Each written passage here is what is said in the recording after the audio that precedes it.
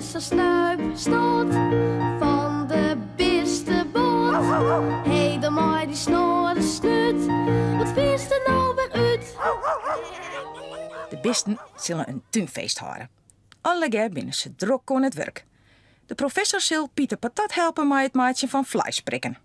Nou, een stukje vlees, een poddenstraaltje, een stukje vlees, een paprika, een stukje vlees, tomaat, een stukje vlees, siepel, een stukje vlees.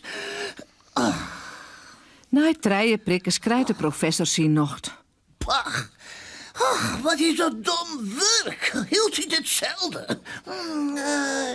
Wacht eens even, zullen we dat net oorskennen? Hij zucht om binnen. Pieter Patat is in de tuin aan de gang. Hij maakt het vuur van de barbecue aan. Vetje en Romke zetten bradjes, messen, lepels en varkenkleer. En Titus trompet speelt het zelf op zijn harmonica. Nog maar 3 prikkers kleer. En ik maak wel 20 maatje. Wacht eens even. Ik ben nog eens een heerlijk knap uitvinder. Even zien. Nou, dan vind ik een prikmachine uit. Ja, dat doe ik. De professor verdwijnt in zijn uitvinderskamerke. Hij ziet het in de uitvinderskist. Ja. Daar had er al wat. Hij helpt een grote boor uit de kist. Omheen gaat de boor. Naar onderen draait het ding. De professor lakend. Ik stop je de prikkers in de boor. En huppakee, maar de boor prik ik alles aan de stokjes. Dat ik mooi betocht, dan zit ik het zelfs. De professor maakt een lange riegen van het vlees en de champignons, de paprika, de tomaten, de siepels en de ananas. Dan draait er een houten prikker in de boor en zet de machine om. Prik, denk je het eerste stukje vlees. Prik, denk je de champignon. Ja. Weer een stukje vlees. Het gaat prachtig. De machine prikt alles kreeg aan de stokjes. Wat een uitvinding. Zullen we het nog harder kennen? Wacht eens even. Nou, zo. Ik straai een beetje uitvinderspoeier door de prikmachine. De professor struit en struit. Hoe vallen zo er doorheen, matten? Maar net een min, denkt de professor. Dan gaat het lekker hut. Hij docht de nije prikker in de boor en troot op het oorknopje. De machine begint te prikken.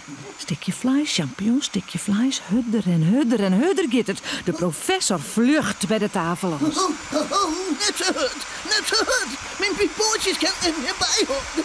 Maar de boormachine harkt het net. Hij prikt maar terug. De professor kan zijn hut geen nije prikkers in de machine dwellen. De machine prikt alles aan één stokje. Alle stukjes vlees en alle stukjes champignons, tomaat, siepel, paprika en ananas. Het wordt één grote grauwe bol. Als alles aan het stokje zit, begint de machine in de tafel te prikken. Dat is Pieters in mooie tafel. Dat mag net. Wat moet ik doen? Ja, de stekker eruit. De stekker moet uit het stopcontact. Dan is het uit. De professor loopt het snoer uit het stopcontact en de machine houdt op van prikken. Hij luidt stil op de tafel. Dan komt Pieter krek de keuken in. Hij zucht naar de boormachine en naar de grote bal vlees. Apart. Heel apart, zo'n bal vlees.